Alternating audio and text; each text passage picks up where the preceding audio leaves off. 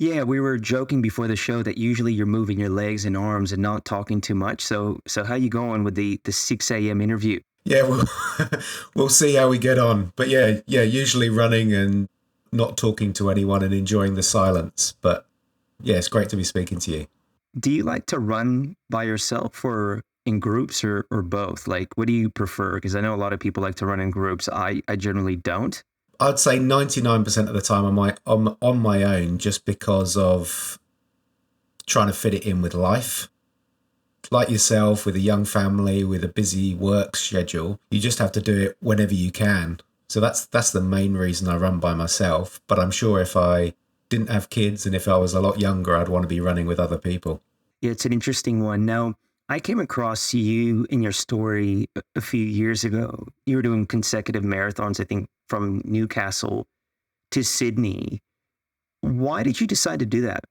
Oh, God. Yeah. So that was back in 2020. But the decision to do that was made quite a few years earlier, where unfortunately a good friend and neighbour, our Australian family, he just out of the blue got cancer.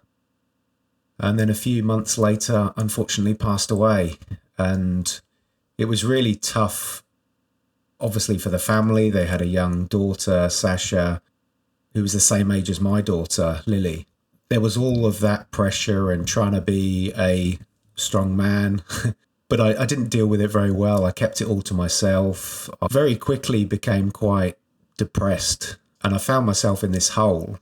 And I didn't know how I got in there. I was having panic attacks at work that were just completely out of the blue. I was drinking too much and I was really struggling. And it was running that got me out of that hole. And what started as just a couple of kilometres in the morning, a few walks, turned into a bit more. And it was actually on a run one morning, just out of the blue, it just popped into my head that I'd love to run from Brisbane to Sydney. Really, really random. But I think at the time I was looking for a change. I was looking for something different, because I suppose when you go through something like that as well, you start to examine your own life and think, if I died tomorrow, would I be happy? And the answer, I think at the time, was no. And so I wanted to do something to make myself feel good, to make myself feel proud, because I really didn't feel proud at the time. I remember telling Vicky for the first time, and she thought I was having a midlife crisis. And so did all my friends, and thought I was joking or messing around. But she soon realised that I was serious about it. And then just got myself a coach and trained my backside off.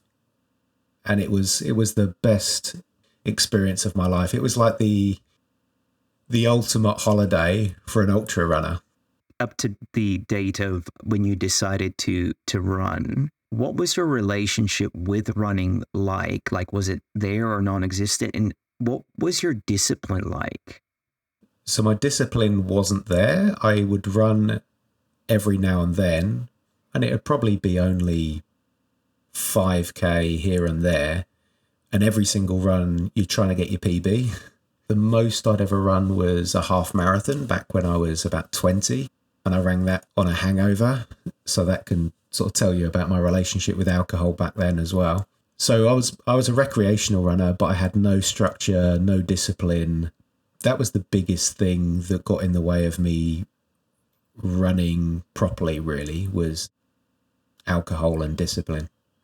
You know, like I do remember when you decided to do that, and I did follow it leading up to the event in regards to when you made that decision to do it.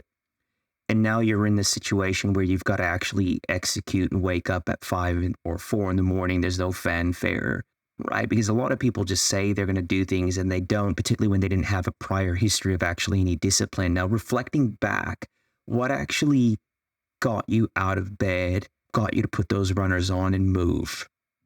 Well, when I was on the run itself, I was just excited to get up every day. Like this was a dream come true. I felt really, really lucky. I felt very, very grateful.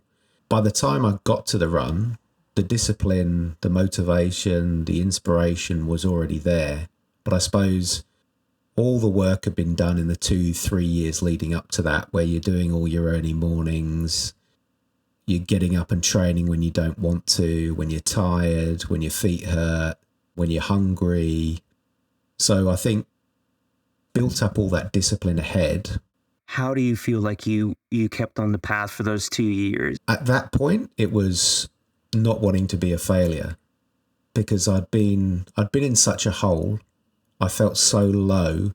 Running for me gave me a real sense of purpose. So even though I was getting up in the morning and I was feeling tired, I had this overwhelming sense of achievement and purpose at the end. It was my antidote to feeling so bad. So I was kind of getting addicted to the feeling good, if that makes sense. Yeah, I just couldn't stop at the beginning. I was addicted, and I was tired a lot of the time. I was just driven by this. And I think also because I was feeling so low, I felt as though at the time I needed something huge, something enormous to help pull me out. Yeah, there's a lot of depth in that. I think that, we talk, and I talk particularly in the recovery community, about crucibles and creating hard, right? Because it's like this existential force that pulls us out of ourselves. And generally, the bigger and more pressure that situation creates, the more remarkable our transformation can be, because that's what we typically find. We transform as an individual, and what you probably would have seen reflecting back is that your very identity was starting to change in the way that you saw yourself, right? In the narrative, and then people are reinforcing that around you, right? Oh, Mark, well done. That's amazing. Oh my God. And I think that's a great and remarkable transformation. Yes, we can become completely attached to it, but it's a lesser of the evil, so to speak, isn't it?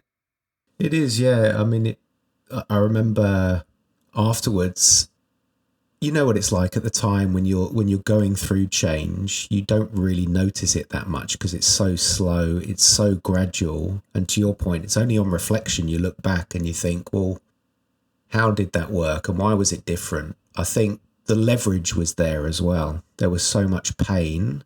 It was, I need to change or else. And that was the only thing that gave me, or that helped me to stop drinking alcohol at the time, to be able to make that change as well. So there was a huge amount of pain there to be able to use as leverage. That's a remarkable way of framing it. And I think a lot of people don't see pain as an opportunity and as a leverage piece. And see, I mean, I don't know if you don't see it at the time, though. You don't. But what it does is it gives you a illustrative bank of history that now the Mark of today knows that stepping into that pain cave and actually facing it and wrestling with the bear, there's an outcome there that you will more than likely grow from it. And the reason you know that is you've proven it to yourself historically, right? And so you're now running the event. You're in Brisbane. You start the event. What does that whole situation look like for you mentally, spiritually, physically, the whole journey to get down to Sydney? Well, yeah, as I said, it was like the trail. It was like the ultra runner's perfect holiday. Although my wife would tell you different. So I ended up talking my wife and my kids into coming with me. So my wife and my kids were my support crew. And so we drove up to Brisbane in 2 days. And then I'd mapped out the route and plotted the accommodation after each marathon each day. I'd get up in the morning, I'd set off, and then they would set off after me. We'd meet a couple of times along the route. We'd get to the next stop, and then they'd feed me up. I'd go to sleep and then go again the next day. Yeah, I made sure I took time every day to just soak it all up and enjoy the experience. And there were so many times along the run, even when I was exhausted, where I just had to pinch myself and sort of looking around and thinking, I can't believe I'm doing this. I can't believe I'm doing this. So there was that dialogue going on in my head that just made me feel really, really grateful. But there were some really low points where I didn't have as much knowledge about ultra back then as I do now. Like I wasn't really fueling properly. I was getting very, very tired. I remember each run I used to finish and probably drink, but 2 massive cans of Coke, try and get some sugar in me, lots of pasta and carbs. But yeah, it was just a fantastic, fantastic experience. I absolutely loved it, and I'd love to do it again. How was the family bonding, right? Because that would have been really cool too, right? With your wife and your kids. And I know when you run like that, it's not easy to not be grumpy too, right? Like it's pretty hard. Like running can make you, and makes me very tired, can make me grumpy. But I would have imagined, like, how did that whole relationship and bonding piece play out with the kids and your wife, Vicky? I'm not really a grumpy runner. I don't think so. Maybe my wife's got a different opinion, but listen, there were some absolutely magical moments, like going to dinner every evening and just having a chat about the day. I made sure I did a short video each day and took lots of photos, so we sort of go through them and watch them back and have a laugh. Yeah, the reality of the situation is it was tough as well. It was really tough on my wife. It was my dream holiday and probably my wife's worst holiday. It was tough for her to pack up the car every single day, drive down, look after the kids. And then obviously she was worried about me as well. There was a level of concern about, can he do it? He's done a lot of training, but can he do it? Is he going to get injured? When we finished, I was elated and really happy, and she was relieved more than anything. So we were both exhausted at the end of it for different reasons. But I think looking back, I can't wait when the kids are older and we're sitting around a fire talking about this and laughing about all the different stories. I think you touched on a really good point. Like, I think running in any kind of pursuit like that can be very selfish, right? And I can become consumed by it. I run and the kids now run, and we try to do events around the running events because the culture in ultra is great, right? Like the kids are eating lollies, they're running, they're moving their body, they're not on screens. And my wife, who wasn't a runner, now after 4 or 5 years is running the little, the 5Kers, and it's great. Like, she's getting a lot out of it and loves it too. But it took a long time, I think, to get there to where she wasn't resenting the running. Like, for me now, I've kind of had to put guardrails in where I run max probably 50K events because I find I can train during the week for that efficiently. The long runs on Sundays and stuff, like it's really hard. How have you, because you touched on it, like how have you managed that, and how have you wrestled with that whole piece of just being absent from it, I guess? Well, I think right at the beginning, when I first spoke to Vicky about training for Brisbane to Sydney, because it was a huge change, so a huge lifestyle change for me. So I said to her that I was going to do it early mornings and get it done early so it wouldn't affect family time. Ironically, it does affect family time because you're really tired. I suppose I was still there and I was present. So that was a sacrifice I made back then that I still keep, that I try and all of my running during the week I do before pretty much everyone gets up. So I'm usually back by, 6:30, 7 o'clock, depends. And then at the weekends, again, I try and get up early. Of course, when you're doing your long runs, that it is going to eat into the day a bit, but at least it's not every weekend. So that's kind of the arrangement that we've made.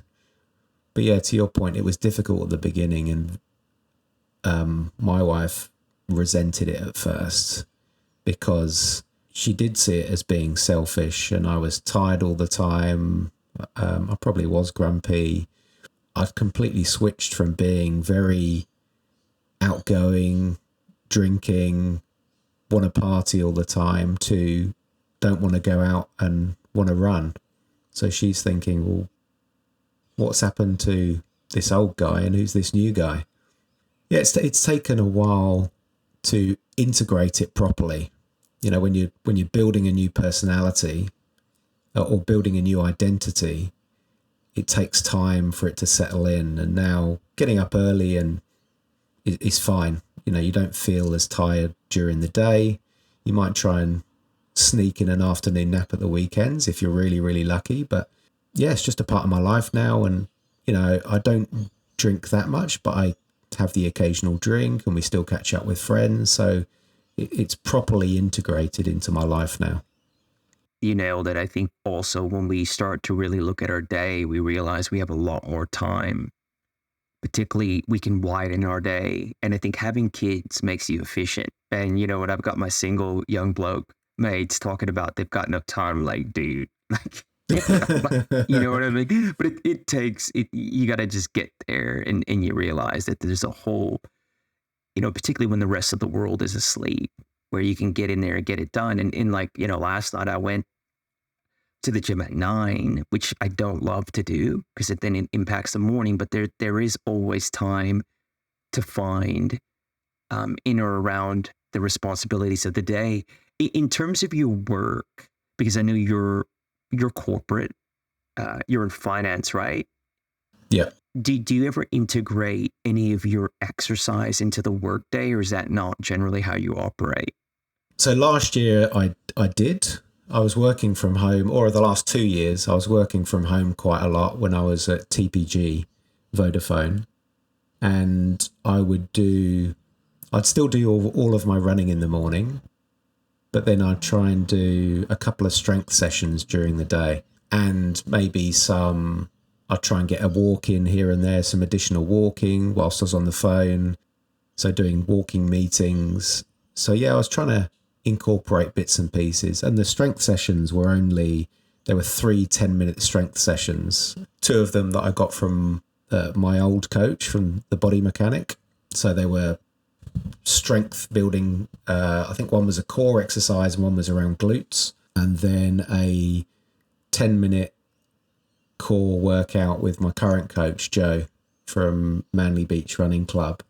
So they were short sessions that I could fit in to the day, you know, when I had a spare 10 minutes or if I was on my lunch break, so I could easily fit them in, but I do them every day. So rather than having 2 strength sessions a week of like an hour long, I did a half-hour session every day. I think a lot of people don't realize how much you can do actually in the office. Like it does not need to be an event, and you don't even need to change if you're kind of dressed casually, right? You got a yoga mat, you can hold poses, you can do things that actually help you strengthen your body. Because if you think about it, particularly working in a corporate environment, yes, we're busy a lot, but you could kind of multitask in terms of moving your body while you're doing things, right? Like, you know, one of the guys makes cold calls and he's on a gym journey. I'm like, dude, every time you make a cold call, do 10 push-ups, right? Like you kind of anchor it to something, and he's banging out push-ups and, you know, huffing and puffing. But like at the same time, he's integrating a small workout into his day. And I think we can do that, you know? Well, even having a standing desk, you know, is if you're standing up all day, believe it, you know, you're going to feel that at the end of the day. If you're doing it every day, you're building up some form of strength. So yeah, or even like at my current place, I'm walking the stairs to every meeting. That all adds up. People know when they're with me not to take the escalator. So we'll move on to your journey with the 24-hour treadmill Guinness attempt. Now, I remember when you were like on the verge of announcing that, and I was like, and you announced it, right? So like you had that in the back of your mind for a long time. Walk us through how that all evolved. So yeah, I met Luca Torini. So when I was doing some research into the run from Brisbane to Sydney, my coach at the time, Mark, introduced me to Luca and said, Luca's done something similar. He's run, I think it was 20 marathons in 30 days across the different provinces in Italy. So I'll put you in touch with him and, you know, get some tips and tricks. So talking to him, and then all of a sudden realised he was I can't remember whether he was the record holder or whether he had just lost it. But yeah, essentially had run 261 kilometres on a treadmill in 24 hours. And I just couldn't believe it at the time. And so I came off the call with him and then looked him up on YouTube, and he had a documentary on there. And I watched this documentary. This new obsession had started, but I was training for Brisbane to Sydney. So I had to sort of pause that obsession and then go back to my training. However, on marathon, I can't remember whether it was 2 or 3, essentially the marathons that started at Byron Bay, Luca was living up there. So he ran one of the marathons with me. And as we were running along the beach, like he took me on this crazy route that was not the best way to start marathon number 2 or 3, right? It was running along a beach. It was really tough, but it was beautiful. I'd run there. And we're running along the beach, and I said to him, I'd love to have a crack at 24 hours on a treadmill. And he said, okay, well, let's get through this first, and then let's have a chat. We spoke about other things, and that was that. 2 or 3 months later, after I'd finished the run, I dropped him a message and said, I think it's time we had that chat now. And he was like, yeah, definitely. So yeah, I was speaking to him for a while, and I started running on a treadmill, but hadn't told anyone, because I thought I need to make sure that I'm fully committed to this process and I want to do it first. Because the last thing I want to do is say I want to do it, then start running on a treadmill, then realise, actually, I don't want to do this at all and I hate it. So I ran on a treadmill for about 2 months, but I was getting messages from people that knew Luca well saying, I know what you're doing, like all these things. Yeah, a couple of months later, I was like, yeah, I really want to do this now. I was loving training on a treadmill, and it really excited me.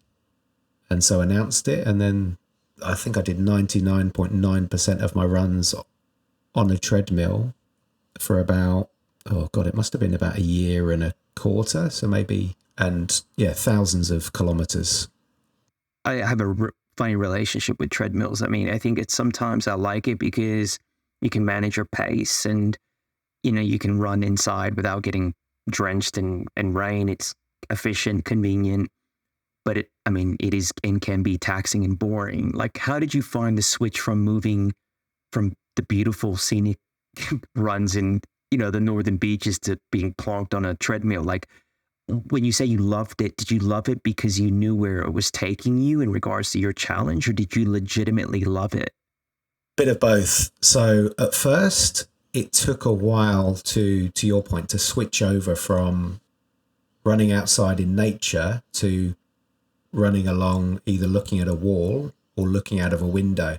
I definitely saw it as a huge mental challenge. I think like any new habit, when you're starting a new habit, I threw everything at it to make it as easy as possible. So I was listening to lots of music.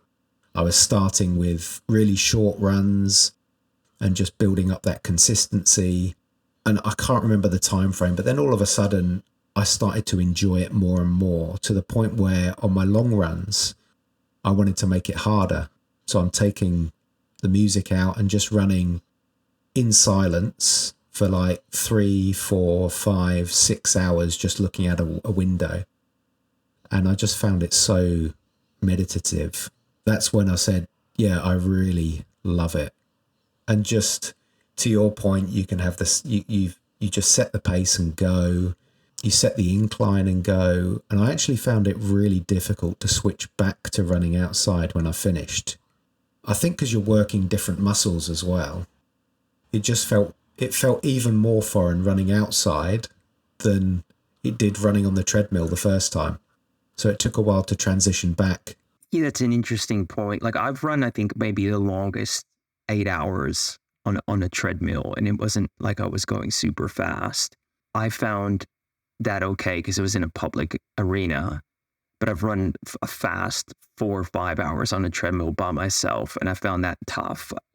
Partly because I was sick, I think, but like it's an interesting thing, and I think like when you were training, I guess you get really efficient at a certain movement. Like that's what happened for me in the burpees. Like, and I think on a treadmill, you can actually get really efficient in terms of, I think you could do that in running anyways. I think as ultra runners, you learn to like not have to move as much to run. And I would imagine on a treadmill, you get to a place where you're like that too. You're kind of limiting your gait and your movement, and you're kind of just trotting. In terms of getting that rhythm down and the pace, like when you got to your last training run on the treadmill, were you confident that you'd be able to execute the actual final attempt, like the actual attempt? Like did your final training run on the treadmill give you confidence, or you're a bit uncertain? Like how did you feel at that point? I definitely felt uncertain, if I'm being completely honest. I wasn't letting people know that at the time. I think I've got a different mindset now, having worked with a mindset coach. I do think looking back, the way she describes it, 1 foot on the accelerator and 1 foot on the brake. Like my last training run, for instance, was 12 hours. And I think I did that too close to the main event. My body was quite tight. And the week of the event, I got sick. That put a bit of doubt in my mind as well. Because, it was going to be a tough day at the office. It was going to be bloody hard. And I would have to be at peak fitness and peak health to be able to get even close to that record. And 2 days before, I was in bed feeling absolutely rubbish. The last training run, although it was good, I did 120 Ks in 12 hours. But it was a slog, so it did give me extra confidence. And one of the main reasons I wanted to do it was to give me confidence, because I think the longest run I'd had before that was 8 hours. And 12 hours was new territory for me as well. 12 hours on a treadmill, sorry. I'd run a number of hundreds before. So yeah, it was mainly as a confidence boost. So if I was going to have a crack again, if I was going to go for it again, I wouldn't go for 12 hours. I think the longest run I'd probably do is 6. Yeah, that's interesting. Did you think about postponing the event? I mean, I know with Guinness, it's a pain in the ass, the whole infrastructure required. Is that kind of why you didn't? Well, it was mainly because everything else was booked. We had the venue, we had the treadmills delivered. We'd done a lot of work with a charity, with work supporting as well. So it was, because it was 2 days before, it was too late in the day to pull the plug or delay it.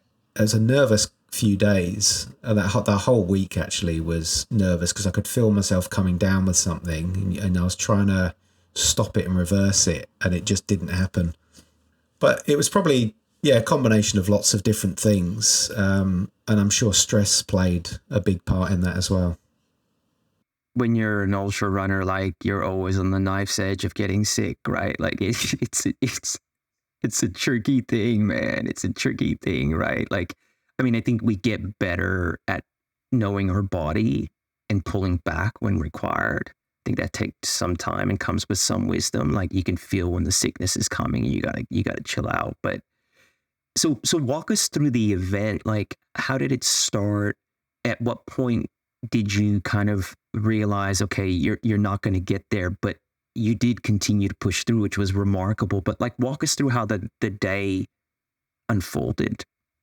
Yeah, so it was a beautiful day at Concord Bowls Club, and I got down there and it was nice and cool, and I felt okay. So I was like, yeah, I'm feeling good enough to really give this everything. Yeah, there was a small group of people there to kick things off, and the countdown started, and I started running at a nice pace. And the first few hours were just like clockwork. Obviously, they were. It was early on. It was easy, and I sort of settled into a nice groove. But I think it was about maybe 4 or 5 hours in, all of a sudden I got cramp. I had to come off quickly, quick rub, got back on, and then an hour later or 2 hours later, cramp again. And I'd never experienced cramp in any of my training sessions, or actually any run in the last few years. So that was really playing on my mind, and whether it was to do with me overtraining in the lead up, or whether it was because I was ill and had taken some tablets before, I don't know. Even sort of 6 hours in, I was slightly off target. And then as the hours counted on, a few more cramps.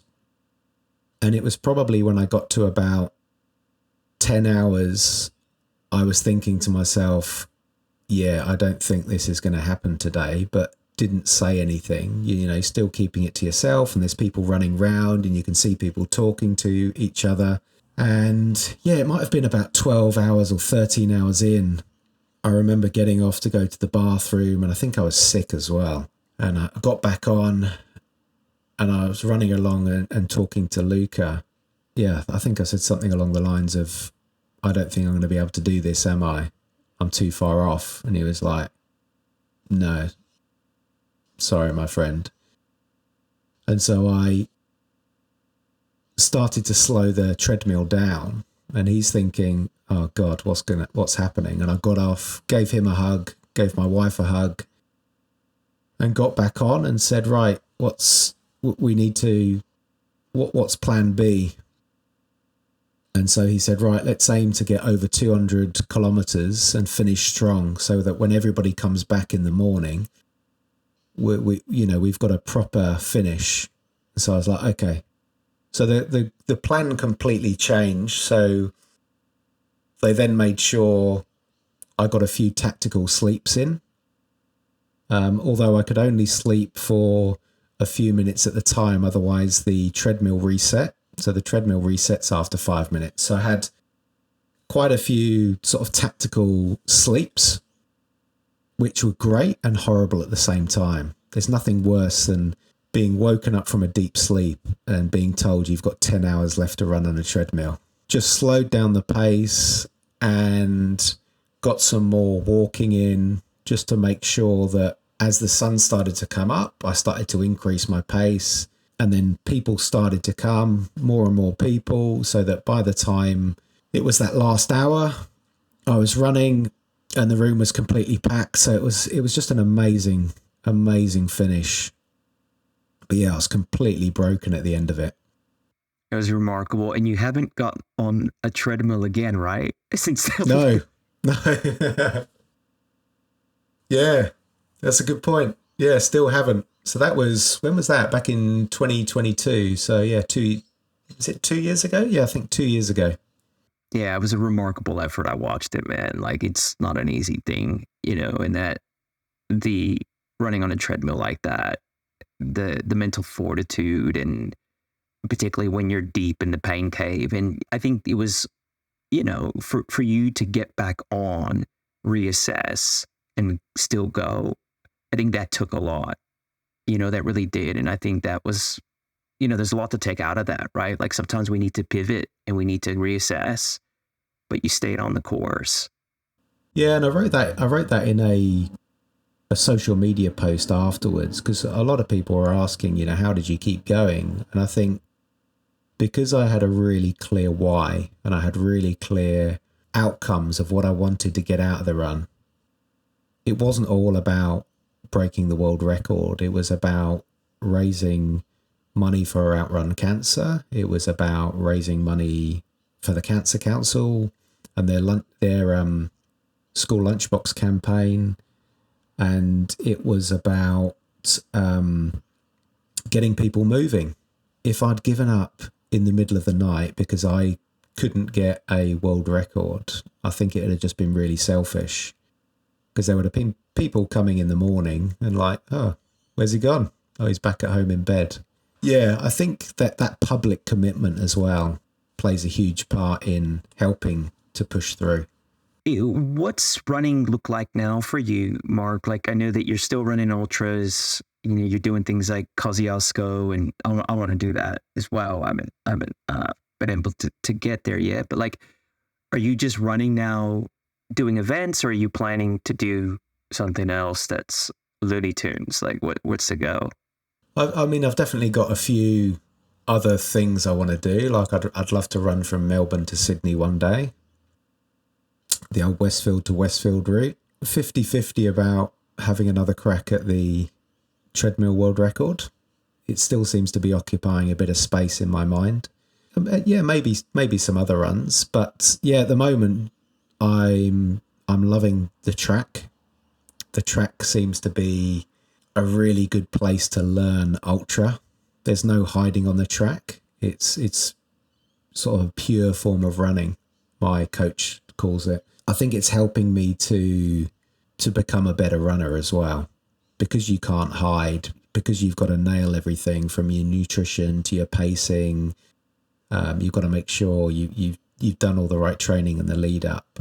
It's really forcing me to become a better runner. So I want to keep doing the track because I want to try and get into the Australian team. That's my goal. And yeah, I think I'm going to keep running Coast to Cozzy as well because I absolutely love it. It's my favourite race. It's all road, right? Yeah, pretty much. And that's the closest race that reminds me of running from Brisbane to Sydney. Because it kind of feels like this adventure that's just going on and on and on, running through all these little picturesque towns in the middle of nowhere, cars driving past, cheering you. All the crews, all the other runners are just cheering you on and willing you to the top. It feels more like you're running with people rather than against people. It's like our version of comrades, I think. Like, what's the elevation like? And it gets really cold up there, right? Yeah, it does. And it changes so quickly. 2 years ago when I ran it, it was really hot during the day to the point where I'm sweating buckets and overheated. I think I even got a bit of heat stroke, to dropping down at night and I'm pretty much wearing all of my kit and then a big North Face jacket on top. So yeah, the temperature fluctuates so much. But yeah, I'm not sure of the elevation. There are some nice runnable bits, but yeah, the climb from Jindabyne up to the top of Mount Kosciuszko is something else. Well, look, we're going to start to land the plane, Mark. I really, really appreciate having you on the show. We always ask our guests, and I think particularly with a focus with yourself around when you started to transition from being, depressed and drinking too many beers to running. Like, what are some habits that you can share to the audience that would help them embark on a journey like that? I mean, the biggest thing for me was just starting small, trying to replace your bad habits with good habits. I think as well, looking for what's the big thing what's the thing that you can do that will have the biggest impact. You know what it's like if you're drinking too much, you mess around with your diet, you try and do meditation, but you're kind of ignoring the elephant in the room, which is I'm drinking too much. I needed something big to happen for me to really change that one habit that was pulling me down in life. So I think one is just sort of addressing the elephant in the room. You know what it is, whatever your thing is, and then just starting small. Like I was just making sure that I was building that habit 10 minutes, 15 minutes at a time, and just making sure I was focusing on consistency rather than just one big run once a week. I was making sure I was doing little runs every day, just moving my body, because I know that after I've done some exercise, after I've done something at the gym, or I've just moved my body, I feel good. Or using that as my foundation to then build on top of. And I always go back to that. After a race, I usually take a break and just let that fire build back up. And I know when it's right to start running again, because I start to get into bad habits. And I think, right, I need to go back to basics again. I need to start, and maybe it's just starting with walking every morning, getting out and feeling like I'm doing stuff again. So I think they're the two things that are key for me. That's excellent, Mark. And I know that you're on LinkedIn at Mark Avery, so I'll put that in the show notes so people could follow and connect with you. Are there any other forums that you're on? Is it primarily LinkedIn? I'm on Instagram and Facebook, Mark James Avery on all of them. Yeah, I mean, I post more on Instagram actually than LinkedIn. I'm more of a follower on LinkedIn at the moment. Well, we'll have your details in the show notes because I have no doubt people are going to want to connect. But I'm going to thank you for your time. Really, really appreciate you, Mark. Really love what you do and how you do it. And it's great to be connected on Facebook as well personally, just to see what you're doing with the family and how you're integrating them into everything you do. I think we have a very similar philosophy in that space. But man, you have a great day, man. Great to chat. You too, RJ. Thanks so much.